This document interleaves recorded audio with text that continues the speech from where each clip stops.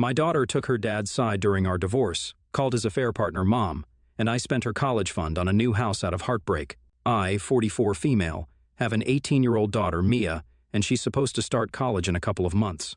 I'm also in the middle of a divorce from my husband of 20 years, Jonathan, 45 male. He had an affair with his secretary, Alicia, 34 female, and that had been going on for almost a year before he finally came clean to me about it a couple of months ago. I filed for a divorce as soon as I could after he told me, and I also moved out of our house. I've been living with a friend of mine ever since I left. I'd expected Mia to take my side on this because I'm obviously the victim here, but for some reason, she chose to take her father's side. I tried to talk to her a week after the divorce because she hadn't been texting me, not even to find out where I was. She hadn't been at home on the day Jonathan came clean to me about the affair, and I moved out that day, so I never got a chance to say goodbye to her. I waited for her to text me and ask me where I was, but that text never came. So, after almost a week of waiting, I decided to text her first and told her that I was leaving her father because of his affair. She told me that she already knew but didn't care about it much because she felt like this didn't concern her. I thought that it was a bit odd, and began to think that maybe I'd made a mistake by letting Jonathan talk to her first, because that meant that he controlled the narrative and could feed Mia whatever nonsense he wanted to about our marriage and our relationship, so she would side with him over me. I tried to talk to her many more times afterwards so I could set the record straight, but it appeared to me that Jonathan had actually told her the truth, and in spite of that, she was on his side. I thought that was insane, but she was still my daughter, so I tried to convince her to talk to me and put in a lot of effort to get her to spend time with me. Even though I was super busy with the divorce and my job, she would agree to meet me like once in a blue moon, and I tried to make a day out of it, but even then, she would just seem very unenthusiastic and would be on her phone almost the entire time. For the last couple of weeks, she hadn't been responding to any of my texts and was completely icing me out. Then about a week ago, I saw a post that she put up on Instagram where she was hugging Alicia with a caption that referred to her as Mom with a heart emoji. I was already feeling horrible because not only was I losing my husband, but now it appeared that I was also going to lose my daughter to the same woman. That post was pretty much my last straw, and I just completely snapped. I called Mia up, and when she didn't answer the first time, I decided to go a little crazy and called her almost 17 more times until she finally picked up the phone. She sounded annoyed, but I couldn't care less about how she felt and instantly demanded an explanation for the post and the caption. She told me that it was none of my business and that I shouldn't be stalking her account in the first place anyway. It was crazy because she has a public account and I follow her because I'm her biological mother. I told her that it was really low and disgusting of her to take Jonathan's side even though he had cheated on me. And now she was pretending that the other woman was her mother while ignoring the woman who'd actually given birth to her and raised her for so long. Mia told me that she owed me nothing, and if I was so hurt, then she was just going to block me so I wouldn't be able to see any more of her posts. She told me that whatever happened was done, and that now, instead of whining, I should just try to make my future better, like she was trying to get along with her new family. Then she disconnected the call and actually ended up blocking me, which came as a huge shock to me. Mia and I, like any other mother-daughter duo, had our differences, but I would never expect her to stab me in the back like this. She and I had been pretty close growing up, and only in the recent years had she started growing closer to Jonathan than to me. But I always believed that she loved us equally. That phone call proved that she didn't, and it set me off the edge. I think I cried for almost an hour after she hung up and blocked me, because I couldn't believe that my little girl would do this to me. But once I was done crying, I decided that I wasn't going to let everybody get away with walking all over me and then just keep sobbing for the rest of my life. I decided to take Mia's advice and do something crazy. I set aside a ton of money for Mia's college fund. Jonathan and I had figured that we could split the cost of sending her to college, so he'd saved up to pay half. And so had I in our separate bank accounts because we weren't supposed to touch that amount. But I decided to just screw it and spend that money on buying a house that I'd really wanted for the past couple of years. I'd had my eye on a beautiful house in a really nice neighborhood, but I hadn't been able to buy it because Jonathan wasn't ready to move out of our old house. And Mia didn't want to leave that neighborhood because all her friends lived close by. But as soon as I realized that Mia had almost no gratitude, the sooner I accepted that, the better off I would be. So, I decided to talk to the real estate agent dealing with that house and offer them the entire college fund and some more so I could buy that house. And I got a deal. I'm supposed to move into the house by the end of the month, so I decided I was going to take a picture of that house and post it on my social media so that everybody would know that I'm not sitting at home and crying over things that I have no control of anymore. I posted that image on my account, and I guess some relatives of Jonathan sent it to him. He texted me a few days ago to ask me how I was able to afford that house because the last time we discussed this, it was a little out of my budget. I didn't care what he would think of me, so I told him truthfully that I spent Mia's college fund to buy that house, and I didn't have any regrets about it. He flipped out and started yelling at me, calling me an irresponsible mother and telling me that I had no right to do this to our daughter. He accused me of being petty and jealous just because Mia seemed to be getting along well with Alicia. He also insinuated that I was somehow punishing her for not turning her back on her father and siding with me instead. None of that was true. I was just doing this because I finally felt like I'd earned it, and I no longer needed to keep running after my daughter because she had other people looking out for her. And it was pretty evident from her behavior that she preferred these new people over me. So, she didn't need me anymore, and if she didn't need me, then I would assume that she didn't need my money either. He couldn't argue with that, so I disconnected the call. But it wasn't over yet because, after that, I still had Mia to deal with. An hour after my phone call with Jonathan, she called me, and she was devastated. She was sobbing, and I could barely even make out what she was saying because she was crying so hard. She kept asking me how I could do this to her when she'd always put me first and above everybody else. It was petty, but I did ask her if she was still putting me first when she blocked me just because I seemed to be upset that she was calling Alicia her mother. She told me that it meant nothing, and it was only a sweet gesture that she thought would make Alicia feel more comfortable as part of the family because no matter what the past was, Jonathan still wanted the future with Alicia. And she said that she just wanted to balance her old family and her new family now without letting either of them go. She said that she hadn't expected me to turn so hostile toward her, and I told her that I could say the same thing for her because it was actually she who turned her back on me first. Even though I was the victim, and I was the one who'd been cheated on, she just kept crying and said that she'd never expected her own mother to take revenge on her like this. And I started feeling pretty horrible about what I did, especially when she started hiccuping in the middle of her sobs because she only did that when she was upset. I hadn't heard her do that ever since she was a kid, so I knew that she was really upset now. I guess I may have taken things a little too far. She told me that she was very sorry about whatever she did, for what it's worth, and then disconnected the call. But I haven't been able to forget about it, and I really don't know if what I did was out of line or not. AITA for spending my daughter's college fund on the new house after she called her dad's affair partner. Mom? Update 1. Hey guys, so I moved into my new house recently, and it's been a few days since I've been living here. I brought back all the things that I paid for from my old house, and I did run into Jonathan, Alicia, and Mia there as well. They're all living together now, so that's nice. Nice because it seems like Jonathan found a replacement for me as soon as I was gone. Actually, he already had a replacement lined up even before I was gone, to be precise, which is why the divorce is happening. Jonathan and Alicia ignored me the entire time I was there, which wasn't really a punishment for me, because it just made it easier for me to instruct the movers and help me get my job done a lot faster than I would have been able to had they decided to talk to me. Mia, however, tried to stop me and talk to me before I left. She hadn't tried to interrupt me the entire time that I was there, and neither had I tried to talk to her because I had nothing left to say to her, especially not after whatever had happened in the past. But she stopped me just as I was about to get into my car and asked me if I had given any thought to what or how I was going to contribute to her college fund. There was no apology and no sign of regret, so I didn't bother to answer and just drove away. I thought about it a lot over the past few days, and I really can't come up with any excuse for my daughter's behavior.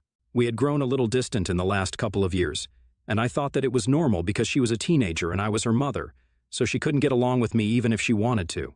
But she'd been on good terms with her father throughout, which made me feel a little alienated, but I never held that against her. This was different. This was something where I actually needed her to stand up for me, but she didn't do that, and I guess I was really disappointed.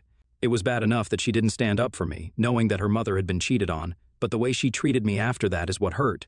I don't think anybody would be able to tolerate that degree of disrespect, regardless of who it came from. And it's not as if my daughter's a child, she's an adult.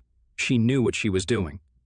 Update 2, like I said in my previous update, I can't forgive my daughter, and the money is already spent. So I don't understand the point of bothering me every other day. But Mia has decided that she's going to keep texting me every other day to ask if I've changed my mind. I've been ignoring her for the past couple of days, but it's been almost a week, and she still keeps doing it. So today, I decided to finally text her back. I told her that the money was already spent now, so there was not much that I could do to bring it back. Besides, she'd already made her priorities pretty obvious to me, so it was kind of unfair for her to treat me badly and then expect me to pay for her college fund. The person she'd referred to as Mom could actually make some contribution to her fund, and that would be a lot more reasonable. Mia got annoyed and texted back, saying that it was just a post and there was no need for me to get so triggered over it. But to me, it wasn't just a post. It felt like a slap in the face because not only was Jonathan choosing this woman over me, but it felt like my own daughter was also taking their side. She was old enough to tell apart right from wrong, so it really didn't make sense to me why she'd chosen their side over mine. The only two explanations that I could come up with were that either she just didn't even think that they'd screwed up, which would be a terrible reflection of her morals, or maybe she knew something that I didn't, and they were doing something for her that I couldn't. Either way, she wasn't on my side and she didn't have my back, which was a pretty huge heartbreak for me. I told Mia all of this, and the only thing she had to say to my long emotional text was that I needed to get over it. I was so exasperated with her that I muted all notifications from her and archived her chat. I couldn't block her because she's still my daughter, but if she decides to test my patience again, I just might do that. Update 3. So it's been 2 weeks since I last spoke to my daughter, and today Jonathan and Mia decided to ambush me at my office. I was just about to leave the office premises so I could head out to a restaurant for lunch when I saw Jonathan's car parked across the street, and both of them were leaning against it and waiting for me to come out. I decided that I was going to ignore them and just walk past them, but they made their way toward me and told me that I needed to talk to them and explain my actions to them. Even after so many explanations, I couldn't fathom what they were still confused about. I told them to go away, but like most other times, that didn't work. Mia started sulking and told me that if not Jonathan, I definitely did owe her an explanation. So, I decided that I was just going to get this done with once and for all. I told them to follow me into the nearest restaurant, and once we were seated, I decided to start talking without even giving them a chance to interrupt me because I wasn't interested in their side of the story at all. I told them that Jonathan and I, in spite of being together for almost 20 years, were still getting a divorce because he cheated on me. And instead of having some empathy for me, Mia decided that she was going to suck up to her father's affair partner and do everything in her power to make me feel bad about myself, as if I wasn't feeling bad enough because of the divorce and all the cheating already. I told her to her face that after everything that's happened, I really can't think of her as the daughter that I'd raised, because if she really was my daughter, she would never do the things and say the things that she had. It was all disgusting to the very core, and I didn't want to associate with any of them anymore. They were all immoral, unethical, and just disgusting people in general. I told Mia in particular that I was still entertaining her because she was my daughter, but had it been a stronger and more ruthless woman in my place, then she probably would have cut her off after that post. She was lucky that she even got a chance to talk to me at all because not many people would give her that chance. After I was done talking, I could see tears in Mia's eyes, and I just knew that she was about to start crying. So I hurriedly grabbed my burrito, paid for it, and left. I said a lot of things, but it was still really hard for me to watch her cry, and I didn't want to appear weak, so I just left without another word. Neither of them has contacted me since then, and I hardly think that they will after this. Even if they do, it'll probably not be to ask for the college fund anymore because I think I've made it pretty clear why that's gone, so they really can't have any more questions about that. I still have to meet Jonathan in a couple of days for the negotiations, so I know that I'm going to have to continue seeing him, but I don't know what is going to happen to my relationship with Mia after this because she seemed pretty upset today. I don't know what exactly made her cry, but I know that the things I said today definitely got to her. Update 4. It's been a month since I last met my daughter, and I almost thought I would never see her again. I was sad, but I'd made my peace with it. There wasn't much that I could do at that point either. Jonathan stopped fighting me at the negotiations as well, probably because what I said at our last informal meeting at the restaurant got to him. I realized that once he told me about Alicia, I didn't even scream at him. I just left quietly and never looked back again. I guess the guilt hadn't really settled in because I hadn't expressed how disappointed and angry I was until that day at the restaurant. As for Mia, we didn't speak for a month after that. Like I said, I almost thought that I would never see her again. She's supposed to start college in a couple of weeks, and I keep going through old photo albums of us from when she was little because I felt like I'd be there to see her off when she went away to college. I kept thinking about how now it would be Alicia, instead of me, who'd be seeing her off, and that made me really upset. But I couldn't do anything about it. 3 days ago, I received an email from Mia, and it was a pretty emotional one. She apologized to me for behaving the way that she did, and told me the real reason she was trying to be nice to Alicia. Apparently, Jonathan had promised her that he'd buy her a car if she treated Alicia better, and also let her get an apartment in her second year with her friends. She couldn't think of a way to do this without hurting me. She knew that if she continued to be on good terms with me, then I'd definitely ask her about her close relationship with Alicia, and she didn't want that. So she just started pushing me away and hoped that she'd be able to reconnect with me once she got the car. She said that she now understood that none of it was worth losing her relationship with me over, and that she regretted every single thing that she did. She told me that she'd really love it if I would be there to see her off when she started college, and even told me the dates and everything.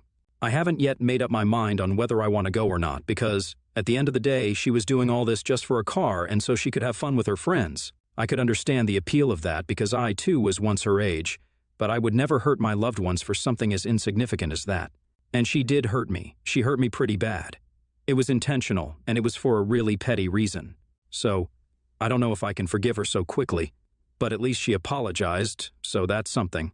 I haven't responded to her email yet because I'm still struggling with what to do about this. I really don't think that a car or an apartment is a valid enough reason to act the way she did, but I do miss her terribly. And I really wish that we could go back to being the way that we were, or at least try to. Update 5. Hi guys, thank you so much for following my story and for all the comments and messages that I've received and still continue to receive. It really means the world to me that so many people resonate with me. Hang in there, things do get better. Mia and I have finally begun to work on our relationship. She's supposed to leave for college in a couple of days, and I finally responded to that email yesterday. I told her that she made me feel awful, like I'd failed as a mother, and that it would take me a while to come around.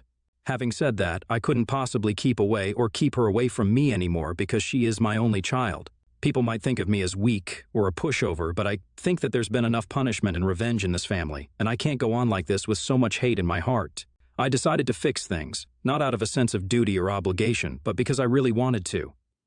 I don't think that I would forgive her if I wasn't her mother, but I am. And I guess, just this once I can look past whatever she did, as long as she promised that she will never do anything like this again, not just to me, but to anybody who loves her. We hopped onto a phone call afterward and had a real conversation about everything, which ended with both of us crying. I guess that was a pretty good emotional release. She promised me that she would never repeat her behavior ever again, and that there was nothing in the world that she would want more than to fix her relationship with me.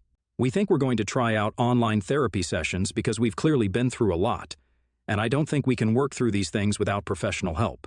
She also told me that she's asked her father to stay back home because she wants me to drive her up to her campus and help her settle in.